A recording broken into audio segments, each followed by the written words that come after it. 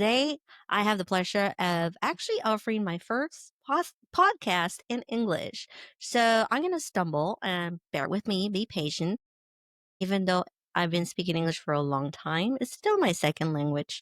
But the moment I created this podcast, I always wanted it for it to be bilingual. So I'm very grateful for today's opportunity for this offering in English, thanks to no one better than Chelsea Esquibias. Before I even bring Chelsea into the conversation, kind of wanted to give you a little hint of who Chelsea Esquibias is. This is a very impressive lady, and which is one of the reasons why I brought her to this podcast. This podcast is meant to help other women and men live better every day. And if there's someone who's been living better every step of the way, it's got to be Chelsea Esquivias. I have the privilege of knowing Chelsea, especially in the workplace, for maybe some decades ago, right, Chelsea? But, anyways, before I move on, I want to read this, and I'm going to put an image later on so you guys can see what I'm talking about. This is impressive and very moving. I took the liberty, Chelsea, of being a little snoopy and get on your Facebook. And so I saw this awesome post that's very inspiring. I think people have to share this or actually get to know this. 30, this photo was taken as I left a White House briefing. I was thrilled about my professional success, but my health was in shambles. That smile masked a lot of pain. Looking at that 30-year-old now, I am so proud of her. She decided to set unimaginable goals and was relentless until she achieved them. As I turn 40, my consultancy is 5 years old and thriving. I'm in the best health of my life, down over 160 pounds, and I am unstoppable. I am honored to serve as a consultant to the Chancellor's office, leading a statewide initiative that is setting new benchmarks for excellence in education with exceptional colleagues. I've carried 6 babies, and I'm so thankful God let me keep 2. We moved homes, bought my dream car, and created new family traditions. While the decade ended in a great place, it certainly wasn't easy. There were nights I cried because sometimes life felt excruciating, but those moments passed. It is most important to feel it move forward and have relationships with people where you can believe in each other. To anyone reading this, whatever your goals are, keep pushing. You got this. Now I need to start prepping for 50. It'll be here before I know it. Wow. And this is just to give you an idea of who Chelsea Esquibias is and why I think her story is very motivating and very moving. And this is a story that a lot of us women share. And, what can I say? So, with that, Chelsea, I gave everyone a little bit of a glimpse of who you are. So, tell us a little more about you and what is your position? I just want to say I'm so thankful to be here. It's so funny when you read that post that even feels it was a year ago, but it feels so long ago sometimes. We're pulled in so many directions, especially as women. And there's just so much that's always happening. I work full time as a consultant for the chancellor's office. I work for the greatest community college system in the world. I also have my own consultancy and then work with a few other clients, and so things are going really well. I did that post when I had turned 40. I'll be 41 in like 2 months, and have since. I think I've lost about 30 pounds in the last year because now I'm done having babies and able to really focus a little bit more. Especially going through pregnancy and all of that is just so demanding on our bodies, and we push through. Women push through so quickly, but it's nice to just kind of take a moment and focus on ourselves and do what's best for us.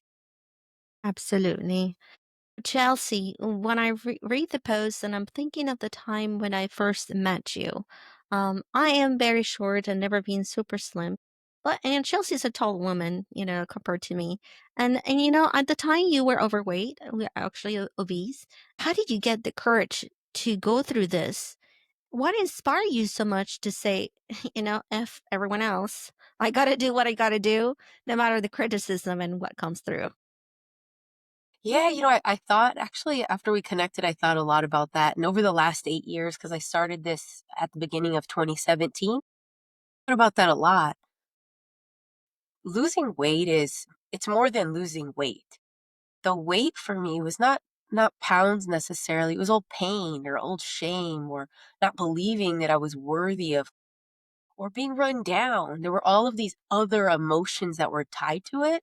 And I have tried to lose weight many times before that, but I think that the difference with those was that I was focused on my emotion. I was focused on my feeling about my weight. I worried about the criticism that I would experience, things of that nature. It was when I really realized that it was about building an infrastructure that I could stick to. Like, with each time that I entered it, there was an emotional, right, component. The way that I was able to kind of eliminate the emotion that I had lived in for so many times is by really sitting down and saying, like, what would it to create change with this data set. And that just tends to be, I work in strategy, I live in strategy. It tends to be the way that I know my brain is really effective. And so for myself, it was about finding what works. And what works for me is beyond, right, like reducing calories and increasing exercise, but getting really precise. Be able to say, by this day, I could look like this. By this day, I could walk a mile. By this day, I could do these other things. I went out of town with my friends once and we climbed these stairs in Santa Cruz, and it was like all of these flights of stairs, and I couldn't do it. And I was an ex soccer player. And I just remember feeling, my friends made all these excuses for me because they loved and cared, and we're still very close, cared for. But I remember at the end of it thinking, like, I'm in my 20s. Like, I can't climb flights of stairs without feeling like I'm going to pass out. That was living in emotion and being able to move that and say, you know what? I feel like I deserve more. I deserve to be able to run those stairs. I deserve to be able to go out to eat and feel good when I leave and not feel embarrassed to order. And so taking that and kind of restructuring in my mind, instead of getting on the scale and beating myself, getting on the scale and saying, based on what I'm looking at, what could I do today to change that? And that structure created freedom. Like, I think often people think structure is a level of confinement. If I'm structured, it feels like I'm encaged or I'm enclosed. I find the exact opposite to that. If I create a level of structure, then I can stick to it and then I can celebrate and experience the freedom that comes from it. And so then along the way, you have those moments, like those non-scale victories where you're like, "Oh, wow, I bought that belt and it fit." Or I went to the store and I was able to shop in like a traditional section. Like those little things that you walk away feeling like $1 million over. And it's at that moment when you see the results of your hard labor that you start actually just getting more motivation than anything else, right? Or from anywhere else. So you mentioned structuring, and as you mentioned, some of us, when we think of structure, we feel a little caged, like, this is a box and I got to fit in the box. And I'm afraid of doing that because every time I set a timer or an alarm and I keep telling myself, I'm going to wake up at 5 in the morning and do my workout, it doesn't seem to work. But what would you tell someone who struggles with structuring or coming with strategies to pursue their health goal? Yeah, yeah. I think the part that can be hard for a lot of people is that structure feels uncomfortable. And I pose the question back, are you comfortable now? I wasn't comfortable then, right? Like, I wasn't comfortable only being able to shop at one place and hoping that they had what I needed. Like, I wasn't comfortable when I went to a restaurant and didn't know if I was going to be able to be comfortable or look okay sitting in a particular seat. Right? Whatever that is for us, everybody has something when they're trying to address something they want to make it better. But if the structure that I'm choosing or the discomfort that I'm choosing is, I choose this for myself so that tomorrow I feel so much better about where I'm at and where I'm going. And then when you enter tomorrow, feel really wonderful. And so emotion does exist, but it's about living through it, wading through it, and understanding that feelings change. Feelings change. And if we allow our feelings to dictate where we're going, we're not going to make it anywhere. I love motivation. I listen to a lot of motivation stuff at the gym when I'm having a hard time. So I go every single day. And some people will say that's too much, right? But somebody will always say something. And they will either tell me that I'm too big, or they'll tell me that I exercise too much, or that I can eat that if I want to, or you shouldn't eat that. And losing weight or getting healthy or moving in a new direction is about not allowing anybody else to control your own happiness and control what makes you feel comfortable or what makes me feel comfortable. What makes me feel comfortable is getting up and going to the gym every single morning, clearing my mind, listening to my favorite music, listening to my favorite podcast, getting home and starting my day. Now, if that means that I went on the treadmill and walked that day because it was a slower day and I've worked out really hard all week, cool. And it might mean that I am totally killing it at the gym and like getting every ounce out of myself. But people are going to say things no matter what. And I'm going to structure my life in the way that brings me joy. And it goes back to that level of discomfort with structure, right? A lot of people say, I don't like that, which I would then say, like, you probably already do that in a different way. You probably get up and go to work every single day, Right. have You breakfast, lunch, and dinner every day. You experience structure no matter what. What kind of structure do you want? And the structure that I don't want is a lack of freedom and being able to enjoy my life. And we can either put in, I don't know if you and I had talked about this previously, but I think about this a lot. I can either put in all of the time and effort now and enjoy my life, or I can unfortunately get very sick and ill, and I can put that time in later. So if Absolutely. those are my 2 options, there are no other options unless, God forbid, I pass away early, right? I would rather do that now. Absolutely. And this is the real concept of prevention. Prevention doesn't mean you're going to prevent or avoid something from happening. You're just taking a reducing the chances. And in this case, talking about structure, I love that how you explain it, because it's so true.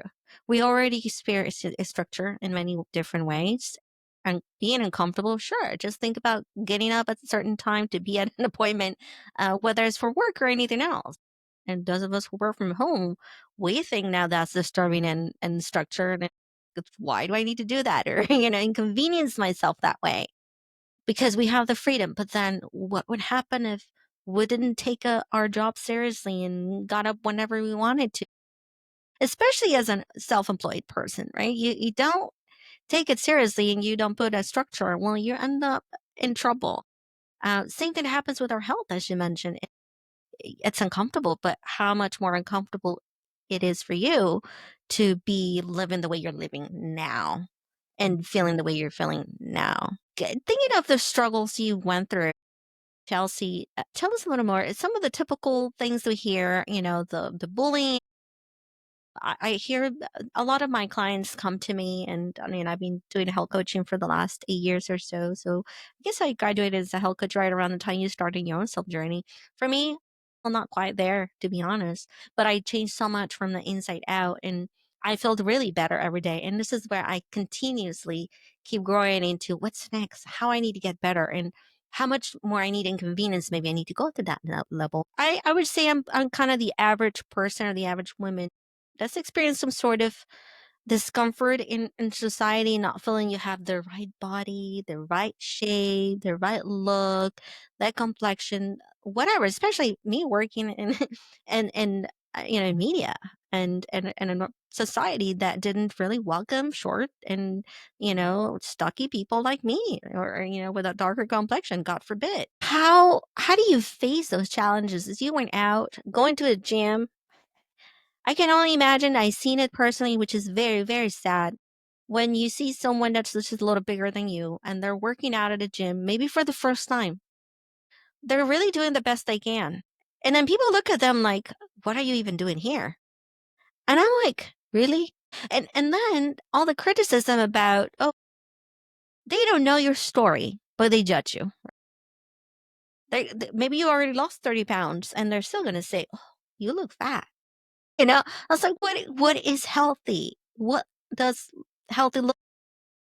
So in your experience, what were some of those super big challenges you had to overcome, especially when being out there working out, exposing yourself as you're going through those changes? Yeah, that was really hard. Hard. I remember when we rejoined the gym because before I gained weight, like, I was a soccer player. I always went to the gym. When I first started dating my boyfriend in high school, I said, "If you wanna hang out with me, you need a gym membership because I go to the gym. That's my thing." And so going back at 330 pounds plus, I wouldn't even sign up. I asked him, "Please sign me up. Please forge my signature, do anything. I don't wanna sit with a health coach that makes me feel embarrassed and tries to weigh me." And my husband was like, "Whatever you want," he's very, very, very, very, "That's what you want." But and so then I would go at times where I thought nobody else would be there, right? I would go at 4 a.m. every day. And then I made that my thing. And so it's about finding a system, finding a structure, finding something that feels enough, makes you feel good enough that you can keep coming back, right? Because if I would have gone every day at the busiest hour, I'm not sure I would have gone again. And you know what's funny is people criticize us, but I sometimes wonder how much of that lives with us versus them. Because I remember back then feeling like terrible in so many moments. I go to the gym all the time. I know everybody at the gym. We've been saying hi to each other for almost a decade. When new people come to the gym, I have never had someone make a comment to me about them. I've never made a comment about them. And so it makes me reflect on how much of that are we carrying, right? Like, how much of that are we telling ourselves that story? And how much space do we really take up in other people's lives? And it's not to say that some people don't do that, they do. But I think those same people, I think there's a subset of people that will do that to be mean if they feel like you are overweight. And they will still say something if you lose the weight. And it's the same person that will say something if you look fantastic. It's like a subset of people that say things that is coming from them about them, and you're supposed to carry it. And then we put that little rock in our backpack and carry it off with us. And in reality, it's like, that's not mine. That's not Absolutely. mine to carry. And like training ourselves. I think that when you say health coach, I've seen you at the gym for years too. I've seen you there. And so when we think about it, like, it's about saying, you know what, to start off, and if that's the way I feel, whether that's true or not, that people are laughing at me, if that's the way that I'm feeling, then what is it that I can do so that I can show up and feel good about myself, so that I can be disciplined, so I can be strategic, so I can come back? For me, that was going at 4 a.m. For me, that was making sure that I went and I only wore black gym clothes every day. Like, whatever it took, what system can I put in place so that I can walk in with my head held high and I can walk out feeling really good about myself? Exactly. Making this story about you and not anybody else is very important. And as you mentioned, I think it's very true. We always have to consider how much of the reality or is it that people are thinking what we think they're thinking about us. Sometimes not really true. It's just a reflection of our own fears. What we think people might be projecting onto us, that's not always the case. Our own fears or limitations or this mentality that we don't deserve, maybe we're not quite there yet. So that's amazing. Well, over the years, I saw you doing what you needed to do for you to feel and be the person you have. You've always been successful. It was really not a matter of, I'm going to wait to lose the weight so I can be successful, which is a great example. Many of us do think that way, right? We think like, when I lose the weight, I'm going to do this. Once I'm able to fit in that dress and to be able to do this and that. You have been an example of perseverance and someone who's thriving and doing great no matter what. The journey of health and whatever came, as you mentioned, it progressed along with you and you make it what it is now. So, if you were to, with all the experience you've gained, of course, I wonder, what would you tell someone that's starting, that's kind of on your same shoes, thinking, okay, it's been years since I've ever even considered exercising, or I've been attempting this so many times and I keep failing. What would be the 3 steps they need to take before they even start in their own journey? I think the first, it even kind of chokes me. right? Like that beginning step of like making the decision and people are like, what was the decision? What happened? Or how did that happen? It's about recognizing that it's not too late. You're not too broken. Like you're not too far gone. You are worthwhile. You deserve everything that you want in life and everything that you're willing to work towards. If we have one life, I still tell myself this to this day. Like if you have one life, don't you want to experience it to its fullest? Don't you want to go down saying, I tried my best, I gave it my all, I did everything I could think of so that I could live to my fullest? Or do I want to go down and be that person in the last days that says, gosh, I wish I would have done. So I want to be laying there and my husband, taking care of me because I just didn't do it. I just didn't see my value. So now he has to carry my value. And I think about that still when when I have days and I remind myself, there's only another one option. You can do it yourself. You can wait till you're old. Actually, there's a third, right? Or my husband would have to take care of me if that's the situation we land in. And so it's not too late. Like you're not too broken. We do this, especially as women, right? We do it. It's like, well, I'm not 20 anymore. I'm not 25. I'm not 30. I'm in my 40s now. And it's like, and you're Right? still really special. And you're still really special. And you're still really valuable. And you're still really important. So often we give our whole self. We give it away to our kids. We give it away to our partner. We give it to our job. We give it to all of these people. And then at the very end, we sit there and it's like, whew, I'm pooped. And us being that martyr is sometimes like the mark of a woman, right? It's like, okay, I gave all of myself away for the day. So true. It's so true. So true. And coming from, Hispanic family and talk about the martyr. Yeah, And it happens really across the way. But yes, moms is the mom kind, right? That's like gonna give everything for everyone. You're the last one to even eat sometimes. You're the last one to say, "Oh, there's no time. I have all these obligations." I mean, that's the number one pet peeve from my clients. I never have the time. Why? Well, I have to take care of this and this and that, and I have to, go to this and that. It's all about everyone else but themselves. And they feel so guilty, a majority of them, just for just giving themselves, even if it's 15 minutes of meditation. God forbid, how am I going to take an hour for a workout when I have to cook a meal for five different people in the household? Like nobody else can cook right in the household. I mean, and sometimes it's true. Sometimes you are the caregiver. Maybe you have aging parents. Maybe you have, a child with disabilities. Maybe you have a husband that needs you. That's so true. But how often we disregard the caregiver? And the caregiver needs to be optimal to be able to take care of others. the word you said that I thought was so powerful was guilt.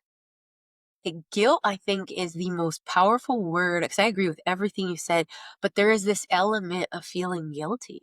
Of you're stepping away, it's a 30-minute drive to get there, to get in, to get settled, to work out for an hour, to take 30 minutes to pack up, to get home, to take your shoes off, to get ready. Talking about 2 hours or whatever it is, right? And I remember I worked with someone who was like a gym junkie and I was at my highest weight. And I remember he kept telling me, he was like, you are worth it. Like, you're worth it. We would go and we would, travel for work and stuff. And he would tell me, you're worthwhile. And I remember thinking that it became a part of the framework that I started to live. I was doing that at work. I was doing that in my education. I was doing that in my other facets of life. But when I had to step away to work out or make meal prep, I was like, oh, no, I don't need to get that done right now. I need to focus on somebody else. No, you need to focus on you. You need to focus on you so you can be better for everyone else and yourself. For sure. That's so true, Chelsea. Guilt is number one on the items of excuses or the list of excuses that we can put as caregivers, whether it's men and women. I've seen it on both sides, but mostly women, of course, because I deal with more women. And how we can always say no. It would be really bad on my part if I stopped doing this for someone and just to take care of myself. As you mentioned, and very powerful, we are worth it. We deserve that time to take away, whether it's a walk, a meditation, whatever it is, right? Just feeling good for a moment. And this is where I know the better every day comes in for me because many times we cannot we cannot take like giant leaps, right? Sometimes, but what are your favorite ways to actually gift yourself, Chelsea, when it comes to, I mean, you obviously do your workouts, which you enjoy too much, but is there anything else that you do for yourself that you feel it's something that women don't do often? I even think, you know what I've done more and more over the years is like embrace the moment of a lot of like those non-scale. I know what it's like to be able to go to a store and never ever ever find a belt for years because they just don't make them that big. And so I do little things for myself now where if I go and I grab a belt for something, or you grab an outfit for something, like reminding myself to like live in that just a little bit longer. Live in that a little bit longer. Recognize that the determination that you're going to demand of yourself in the next 4 hours, the preciseness to something you don't want to do that you're going to demand in 4 hours was worth it because 4 hours ago, you got to experience what you did 12 hours before that. And so it's always like I try to think about, or I think about this a lot, like what would my future self expect of me? And then when I am that future self, kind of thanking that gal a year ago. So when you read that post in the beginning about when I was 30, I do. I've written letters to my second grade self. I've had my second grade self like write a letter to, and some people love that, some people don't love that. Those are exercises that I found that by honoring the person that was 340 pounds, not hating her, not being embarrassed of her, she was a good person. She was a good person, and it took a lot of strength and it took a lot of dignity to do what she did. I don't want to forget that. It's easy to look at a photo of ourselves and be mean to. It doesn't matter what weight we are. It doesn't matter what we look like. We can find a nitpick. You be perfect. You see the most beautiful girls in the world, and they'll find something wrong. And you're like, how do you see anything wrong? You're so beautiful. And so, taking that time to just really honor the person that you are, flaws and all, beauty and all, the whole personhood of you. I love that because it is definitely a strong statement in embracing ourselves and our entire story. And I know many times we really attempt to erase part of our lives or part of our own faces and growth. While it may be okay for some situations, sometimes it's kind of denying, right? It is denying part of who you are. And then when you do that, you're not embracing your self. You're not embracing even your own progress. And your practice is something that, interestingly enough, I've started doing in a different fashion because I realized I was starting to think or feel like, what have I caught myself asking the question, what have I accomplished lately? Is there anything that I've done in my life? I'm only 2 years away from 50. That's like, okay, what in half a century, what have I done? And then if of course, the critical minds that we are, I probably haven't done enough. I need to do this and that and that. When are you going to get to this point? All this critical, aspects of the blah, blah, blah. I mean, that me. But then I stopped for a moment and I said, okay, I'm just going to take a look. And thank goodness I've been journaling for years. And so I just kind of went back and started to look at. Going back, I didn't go too far, but I started at least going 5 years and 10 years down the road. And so I look back at some of those old journals and writings, and gosh, that I see a lot of improvement. I mean, I so it's like, even if it's not glorified in the most common way or the way people expect that for you to be successful, you need to have a diploma, or a trophy, or an award, something granted by somebody else other than yourself, right, for it to be valid. Well, in my life, I don't think I've been the most awarded person in the world, and that's perfectly fine. I find that I don't have the need for that, but for people that it happens for, it's fine. There's nothing wrong with getting awards and recognition. But I really started to have that conversation in a very personal conversation about it doesn't really matter. What matters is how am I growing, right? And do I see the growth? So I did. It was stunning to read the old me 10 years ago and the new me, right? 10 years later, different situationships, I guess, right? But still, the way I reacted and the way now I've reacted and how I looked at life then. And as hard as it was, and maybe as imperfect as it was, I did the best that I could with what I have. And I have no questions about it. So rather than judging myself and thinking, could have done this better, this happens a lot for, I guess, the different situations. But in my case, I'm divorced. And so I recently remarried, but I divorced and I was single for 10 years. When you have those decisions that you call failures, or you make those decisions that you call failures, that kind of sets a new tone in your life. And so you start questioning as a woman, "Oh, what I've done, did I do right?" You judge yourself for everything you do. So looking back, as you mentioned, that practice of honoring those little winnings and the changes and decisions you made, and if they didn't look perfect at the time, even if people in the outer world will criticize it. When I read back the journals, I realized that I was really doing the best I could with what I have. And there's no way I would ever go back to that same position, or that I would change anything along the way, because it brought me to this point. And some people can't be a part of the journey, you know? 'Cause losing people is hard. It's hard. It's hard to lose people even when it's the right thing to do.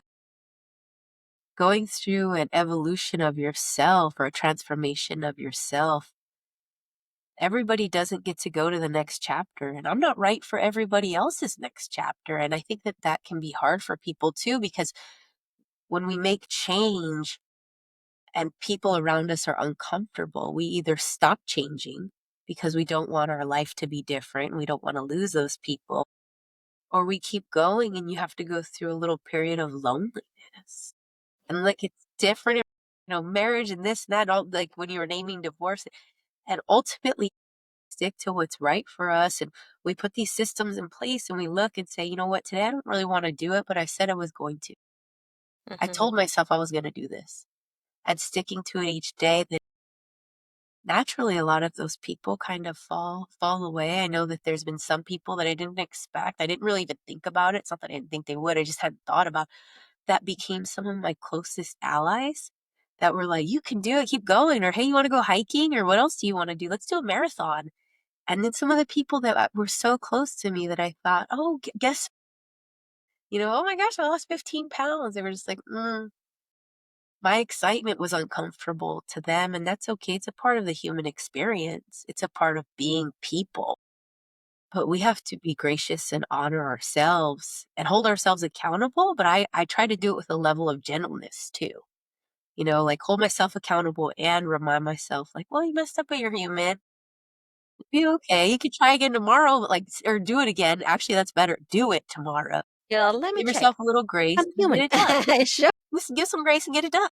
For sure. So how do you explain, in your experience, it seems like success comes in groupings, I would say. It's like you're successful in your health journey, then it kind of transfer in your life in many different ways. In your experience, how did being healthier transfer into your regular professional life or even family life?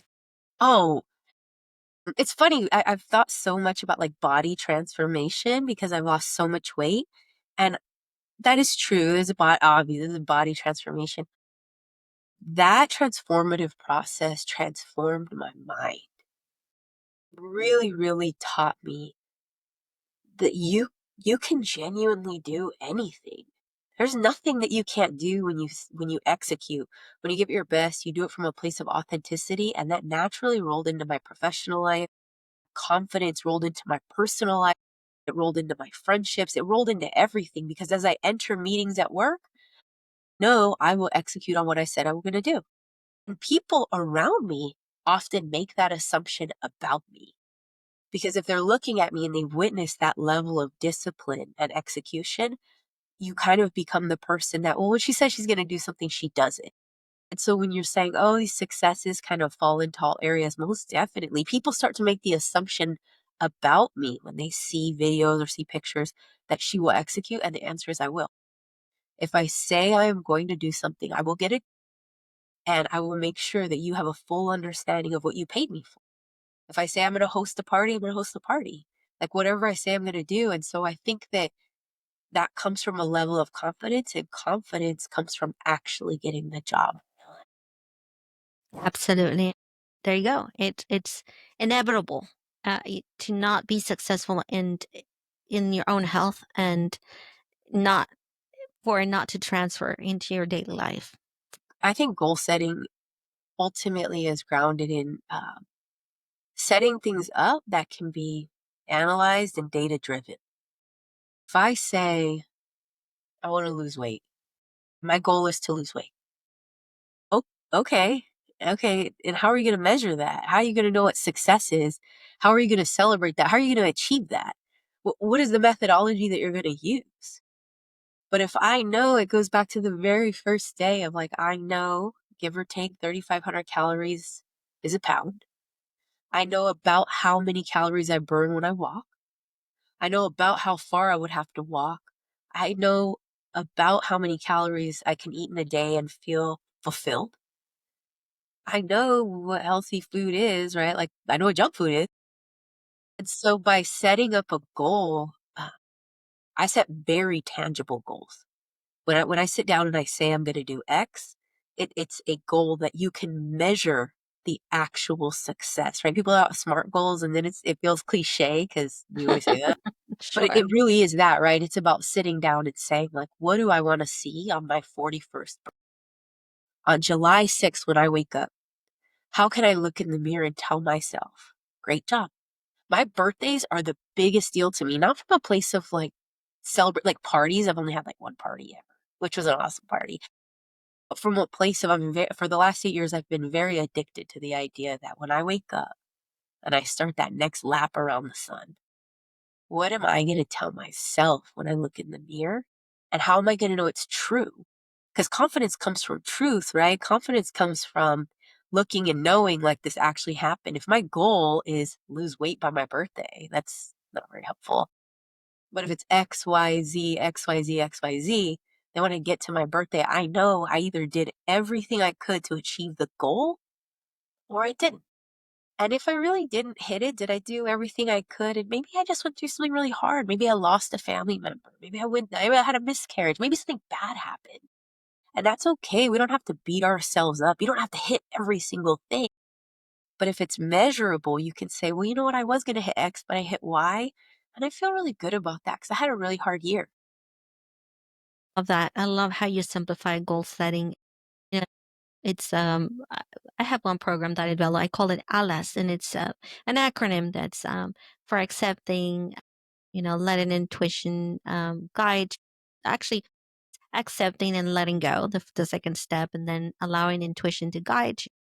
Then we have synchronized into a goal, in this case. And I say synchronized because the way I think of goals is not, it's not about adopting someone else's strategy, as you well mentioned. It's about you really making sure that those strategies and steps you're taking are fitting you.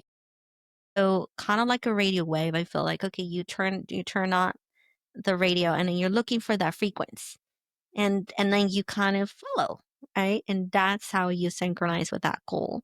And so the last step would be to surrender, because as you mentioned, we may be able to set goals and write them down, but there's times when life happens and we may not reach a goal exactly on the day we said we were going to do or accomplish it by, but we still do. So sometimes we just need to give a little bit of that allowance to ourselves and say, have a little bit of compassion when things happen and we cannot accomplish goals exactly when we said we were going to accomplish them. Excellent advice we've received from you. Excellent motivation. Great example for a lot of women trying to accomplish a little bit of what you accomplished. And I know there are a lot of women out there that are needing that support. And so this podcast is free for all of you ladies. Just like myself, I'm getting more inspired to keep up with, getting better every day in many aspects in my life. And one of them is definitely my health journey, which I had stopped for a little bit. I kind of did it on purpose, living life in different ways. But still, you know, you gotta, just embrace who you are and through the faces, just if you see that picture of you where you looking a little more chubby than others, still love her, still embrace her. It's still you, right? Yeah. So, one last word of motivation or encouragement for our women out there, Chelsea. Yeah, I think, it's I even get so sappy and it's so simple. The answer is just that you can do it. That you can do it, whatever it is, you can do it. And you are worth it. You are worth it. And the idea of better every day is the most beautiful thing. When you were sending me that, I was looking, I was like, that is so beautiful because life is a journey. Life is a journey, and each day is such a gift. And so, as we move through each day, we have the choice of whether or not we want to structure it in a way that tomorrow is even better, or if tomorrow we wake up and we regret how we lived today. I would rather who wouldn't, right? Who wouldn't rather wake up tomorrow and say, gosh, yesterday was kind of good. I did a pretty good job and today's feels better and tomorrow's going to be a little better again. And it's those little small micro decisions along the way that are feel unimportant but are so vital to getting us to where we want to go. Absolutely. Well, I am beyond thankful for your time and presence, for you sharing all this knowledge and your own story to help other women thrive, succeed, and take that first step that they're so afraid to take. And some of us take a little longer, but Yeah. eventually we do it. And you know what? This is what we're all here for, to support each other. We're a community, and that's the whole reason. Chelsea, where can people contact you if they want to know more about you, follow you? Where would you send them? Yeah. I have a website, innovateiqconsulting.com. And I welcome you to send me an email, reach out, we can connect. I'm happy to help with anything, but I'm so thankful to have been here today. It was great to spend time with you. And it's been wonderful. It's been a joy to know you for so many years. So I appreciate you. Thank you. Thank you, Chelsea. It's been my pleasure. For all of you out there at home, if you have run into the podcast for the first time, or this is the first time you're running into the podcast, please give it a like, share it. Feel free to give your comments and suggestions. And here we are. We're looking forward to getting better every day at the next time.